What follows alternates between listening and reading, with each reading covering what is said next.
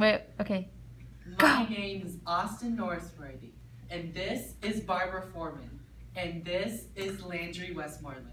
And today, we will be diving into the past, arguments of the past. An overview.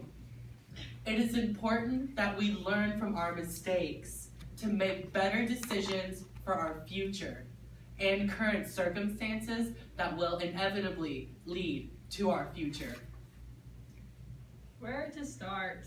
Look for things like conflicting perspectives, such as, if I were to drop a bomb on a city, some people would be for it and some people would be against it. Major past events, such as World War II, 9/11, and landing on the moon. Local past events, such as our recent tornado, or Dalton Rapatoni visiting us, or the American Idol thing, I don't really know. The characteristics of the era, such as civil rights movement, or the 20s. Now, how to get started. When you get started, there are two important things that you need to keep in mind. One of them is principles, and the other one is precedent. Principles are standard rules that tend to govern behavior, and precedents are cases that came beforehand. Now, when you argue the past, precedents are really important because that's where your argument lies. There are three things that you need to analyze once you choose your argument. Like, you need to analyze how people are affected by the event, like if it indirectly affects people or if it directly affects people. You need to analyze the factors that contributed to the situation, like if it was a natural cause, like a tsunami, or if it was like a political thing, like a war broke out. Another thing you need to analyze are what the effects were afterwards, such as new laws or regulations, or if there's nuclear waste all over the place, or they have to rebuild a city. Actually starting your argument. As she said, principles and precedents are important when arguing the past. This will be the center of your argument. We must remember the different views around us. Things that will introduce different views are surveys. They can give information, but may not necessarily be credible. Secondary sources can introduce new views on your topic, but may not specifically have factual evidence, but rather either support or go against your argument. And research. This should not only support your opinion and stance on the argument, but it should also introduce new arguments and theories about your topic to expand your horizons and knowledge. Have a topic in mind and determine what can be argued about it and what side you want to take. This is thesis, by the way. So cause and effect, well, like you choose one of the three. Cause and effect would be like if you're walking your dog, you let go of the leash and it runs out into the street and gets ran over. That's the cause. The effect, is it your fault, the road's fault, etc. Definition, you argue the definition, like multiple definitions of something, such as Ms. Walton has explained before, like livable minimum wage. It's different now than it was in the past. Evaluation, this was important because, etc. You should know how to write a thesis. You've done it since 8th grade, so. Creating support. It's important to have support for your argument, otherwise there's nothing there. And there are 5 different ways that you can create support for your argument. One of those ways is testimonies. Now, testimonies are those things like when you watch a ShamWow commercial, first you've got like the guy who's like, I'm paid to talk about this product, it's so great. And you're like, that's not convincing me because you're paid to talk about it. So then he says, don't take my word for it, listen to these valued customers. Those valued customers are testimonies. ShamWow's great. I regained custody of my children because of ShamWow. Another way that you can support your argument is through examples. You should know what an example is. Really? A third way are authorities. Now, authorities are people who know a lot about the subject. So if you're writing a paper about physics, then you'll get someone with a PhD in theoretical physics to talk about it. But since we're arguing the past, you're going to want someone like a historian because it's their job to know about the past.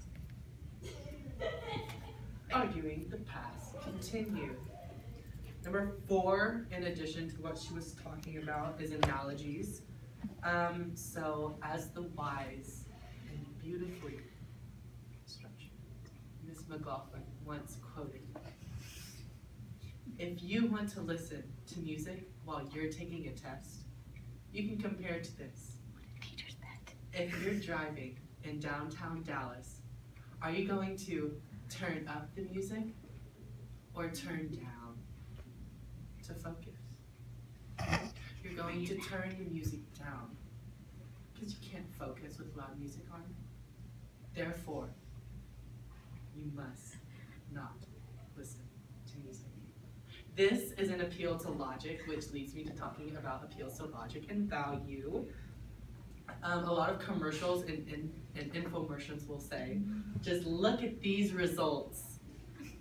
And that is their appeal to value because they're giving certain circumstances in which there was an effect because of their product. But this can also be their own downfall, or it can also help them because it can single out certain circumstances, and it could lead to a hasty generalization, which we talked about in previous chapters. So maybe you can remember that.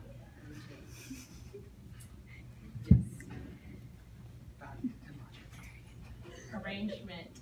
So you start with the current problem and you link it back to the problem from the past that's related to it. And you you intertwine the two to keep it interesting and keep them thinking about it throughout the essay or story or whatever you're writing. And draw emphasis to things that relate the argument to the problem instead of not just facts about it. Audience and voice. Use your understanding of your audience to strategize your argument. For example, if you're a teacher and you're having a parent-teacher conference, you want to focus on the parents' kids because that's what they're concerned about. So you're going to be like, this is what we're going to do to make sure that your student gets what they need to succeed. And that's going to appeal to them emotionally, and it's going to appeal to what they prioritize. You also need to remember to consider arguments against your claim, because if you're ready to argue back with them, and you can say, I see what you're saying here, but here's why this is right, then you're not going to get caught off guard, and you're going to be prepared for everything they've got.